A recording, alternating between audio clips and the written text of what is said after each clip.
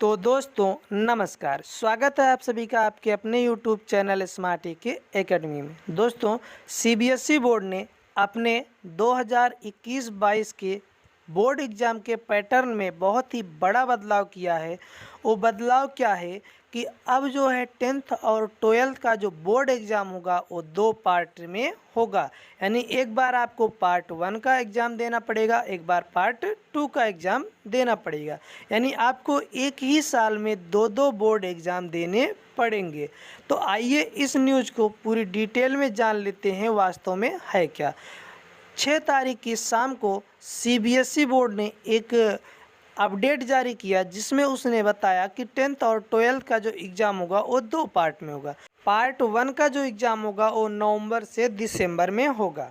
Part 1 के exam में 50% syllabus पूछा जाएगा, यानी 50% सिलेबस जो आपका एग्ज़ाम नवंबर दिसंबर में होगा उसमें पूछा जाएगा। एग्ज़ाम टाइप MCQ होगा, यानी मल्टीपल चॉइस क्वेश्चन होगा। टाइम होगा आपका 90 मिनट। ये MCQ क्वेश्चन है, यानी यह आपके लिए अच्छी बात है कि एक बोर्ड एग्ज़ाम आपका MCQ होगा।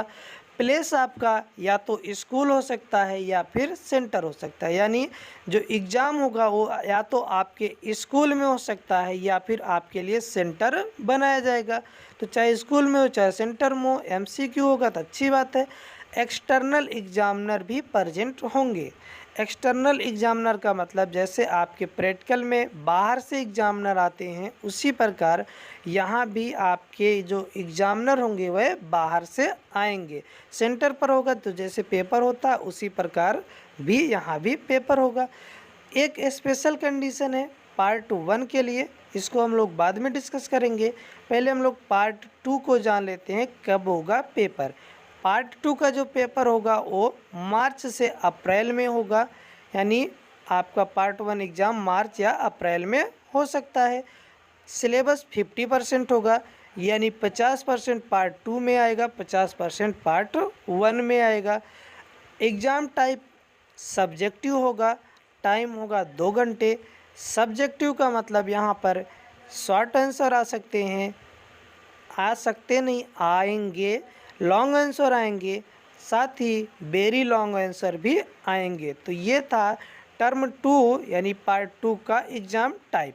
यदि एक कंडीशन है, यदि पार्ट 2 का एग्ज़ाम नहीं हो पाया, उस समय कोरोना आ गया, तब आपका जो पार्ट 2 एग्ज़ाम होगा वो MCQ होगा। टाइम आपका 90 मिनट होगा, यानी 90 मिनट में जैसे आपने पार्ट 1 एग्ज़ाम दिया था उसी प्रकार 90 मिनट में पार्ट 2 का भी एग्ज़ाम देना पड़ेगा। मल्टीपल चॉइस क्वेश्चन आएंगे उसमें। तो ये पार्ट 2 के लिए कंडीशन थी। अब यहाँ पर पार्ट 1 के लिए जो कंडीशन थी उसको आइए देख लेते हैं। मान लीजिए नवंबर दिसंबर में कोरोना आ गया, पार्ट 1 का एग्ज़ाम नहीं हो पाया, आप सेंटर पर नहीं जा पाए, उस अवस्था में आप लोगों को घर पर प्रोवाइड किया जाएगा क्वेश्चन पेपर, और आप चाहे तो ऑनलाइन या फिर ऑफलाइन आपका एग्ज़ाम लिया जा सकता है आपके घर पर, यानी घर बैठे आप लोग एग्ज़ाम दे सकते हैं। यही सीबीएसई बोर्ड की वेबसाइट पर भी लिखा गया है।